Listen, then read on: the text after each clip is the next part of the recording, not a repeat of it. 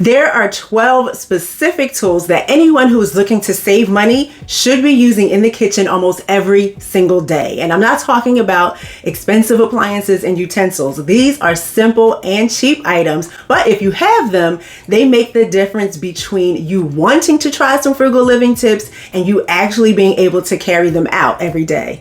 One of the tools that are so important in a frugal kitchen are labels. And this one is so simple, but so key because you need to use them to label and date your food so that you know what it is that's wrapped up in that foil or inside of those old butter containers.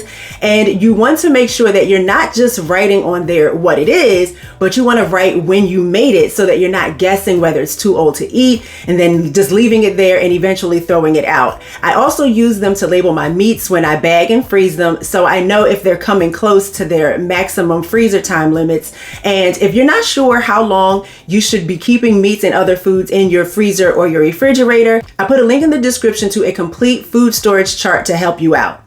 Next on my list are these 3 things that I'm listing together because I use them somewhat interchangeably, and that's tape, binder clips, and rubber bands. And I use them to reclose foods to make sure that they're lasting until I'm finished with the food. I tend to use binder clips for reclosing my potato chip bags because those usual chip clips just slide and pop right off, but the binder clips never do. And if I use the rubber band for my chips, they might crush the chips. So binder clips in different sizes work perfectly. Then I have my rubber bands, which I use to tightly fold and close my bags of frozen fish and breakfast sausages or chicken because I can make the bags as small as possible and fit a little bit more in my freezer. And a lot of times I just save the rubber bands from my produce, like ones that come on my asparagus or broccoli bunches. I also have this bag of rubber bands that I got from Amazon a few years ago, which has an assortment of sizes and colors. And because you're pretty much just reusing the rubber bands over and over again,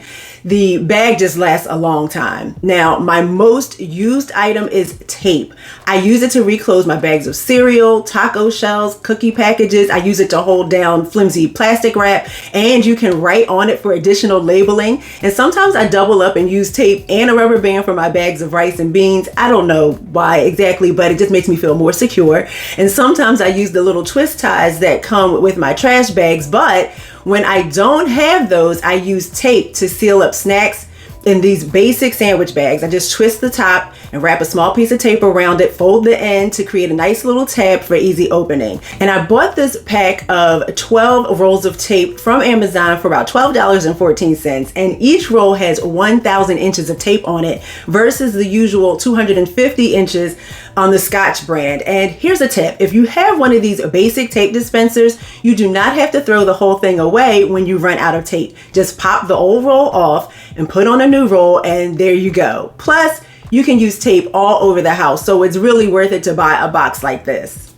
The next item on the list is a chalkboard or a dry erase board. And I actually made this chalkboard using a half piece of poster board from the Dollar Tree and some chalkboard paint. And you could also create a dry erase board in seconds. And I have a picture frame repurposing video where I show you how I turned some picture frames into a chalkboard and a dry erase board for almost no money at all. And you can check that out after this video. But I use the chalkboard to keep up with my grocery list. So as I run out of items, I just go and write the things on the chalkboard. And this is such a big help in making sure that I get what I need when I go, and I don't have to keep making unexpected runs back and forth to the store because I forgot something. I also jot down meal ideas, recipe notes, and just a variety of things that help me in my planning and shopping process. Now, while I'm sharing my list with you, if you have any tried and true tools that you use in the kitchen every day that help you to save money, please feel free to share those with me in the comments.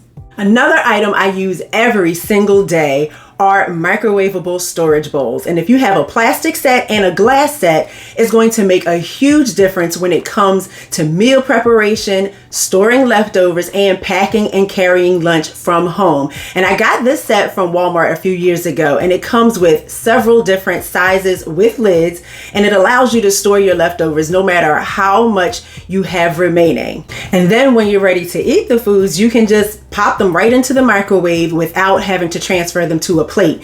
They can also just go straight from the fridge right into your lunch bag, and they're compact and they're stackable, and they're great for storing your diced onions, your green peppers, your spreads and sauces when you're doing your meal prep at the beginning of the week. They're also great for carrying snacks on the go. These sectioned storage containers, which I also got from Walmart, are super convenient because you can make and freeze your meals for the week, and each person's meal is already portioned out, so you can just pop it into the microwave if your schedules are tight on a particular night, or again, if you just want to take them for lunch. I also like to have a set of glass bowls for basic food storage because they're better for heating certain foods like red sauces that tend to break down and stain the plastic in the microwave. And I got this set of 4 bowls with lids from Boscov's department store for $5. Now, these next 2 are similar in purpose: push pins and a corkboard, or magnets for the refrigerator. And I use them both to keep coupons that I get in the mail or on the ends of receipts in plain view, so I don't forget to factor them in when I'm planning my shopping trips. I also use them to hold any thoughts or notes I might need to take with me to the store. And here's a quick hack. If you don't have a corkboard, you can take about 5 pieces of corrugated cardboard from any shipping or shoebox that you might have, glue them together. You can leave it plain or cover it with contact paper, and you have a DIY corkboard alternative to pin up whatever papers you need to have ready to grab. Another important item is a notepad where you can just quickly jot down meal plans, finalize your grocery list, write down some new recipe you just created, and you can just pin those notes to your corkboard or put them on the refrigerator with a magnet. And you can buy a notepad from the Dollar Tree, or just take some printer or loose leaf paper, cut several pieces in half or in thirds depending on what size notepad you prefer, and then secure them together with the binder clip and hang it on a screw, or put a strong magnet on the back and put it on the refrigerator. I always have zip top bags on hand for storing fresh meats. And I used to buy the pre-cut chicken breast tenderloins, or the ones that were flash frozen in a big bag, but I realized how much cheaper the larger fresh chicken breasts were. So now I get the larger pieces, I cut them down to the portion sizes that I know I like to cook and serve. And when I put them in the bag, I make sure that they have space between the pieces so that after it freezes, I can just grab the number of pieces I need for my meal instead of having to thaw out a whole clump of chicken that's more than what I actually want to use at the time. And you do want to make sure that you're using the freezer grade bags, which are thicker than regular sandwich zip top bags and can help prevent freezer burn and frost on the food. And I like these over foil because I can easily see what's inside. And I also like them because you can defrost your meat in the microwave without having to take the meat out like you would have to do if you stored it in foil. These are also great for cutting and storing fresh veggies in the fridge or the freezer. And when you're ready to cook them, you can just add a little water to the bag, leave a small opening at the top, and then just microwave the veggies right in the bag. I always say, get yourself a good gallon-sized pitcher. You can save so much money by not always buying bottled drinks and instead just making some drinks from scratch. When the grocery budget is tight and there's no bottled juice I like on sale, I can always plan on making a gallon of iced tea in my trusty little pitcher with about 8 to 12 great value tea bags from Walmart, depending on how strong you like your tea, and 2 cups of sugar. I can make a whole gallon of iced tea for about 70 cents instead of spending $4 on a half-gallon bottle of juice that, to be honest, is way too sweet anyway. And even if you decide to use the powdered tea mix, it's still only going to cost you about 82 cents a gallon. But you couldn't do that without a pitcher. You can also get a water filter pitcher instead of buying bottled water. And this is a 10-cup Brita filter pitcher, which is the larger, if not largest size, and comes with the Elite filter that you only have to change every 6 months. And the newer model of this has an indicator light so that you know when you have to change the filter. And the whole thing costs about $45, including the filter. The Elite filter replacements are about $20 each, and that would cost you about $40 each year versus the cost of bottled water, which would cost well over $100 each year if you go through more than 2 gallons of water a week like my family does.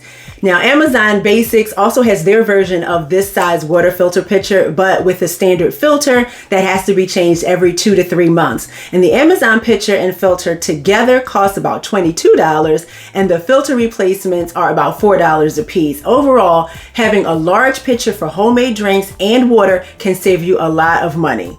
Next, you want to have a good insulated lunch bag. Now, I work from home most days, but I pack my husband's lunch every single day in this super duper special Eagles lunch bag. And once a week when I go into the office, I use my Frugal Creative Living lunch bag, and we're able to take leftovers and sandwiches and drinks and snacks from home for lunch every day so that we're not spending money on fast food. And my kids, they're in virtual school, but I take them on field trips each month, and these bags really come in handy for carrying our own food and drinks instead of buying that expensive food from museum restaurants and food carts. And really, I pack food in these bags when we're going on long trips, and even when I just know we're going to be out of the house for a good portion of the day. These are so handy for just taking food from home. I mean, I already have the food there. Why spend more money when I don't have to, right? I hope you found these tips useful. And again, I'd love to hear about what you use in the kitchen every day to save money. And if you enjoyed this video, please hit that like button and subscribe to the channel, and I will see you next time. Bye.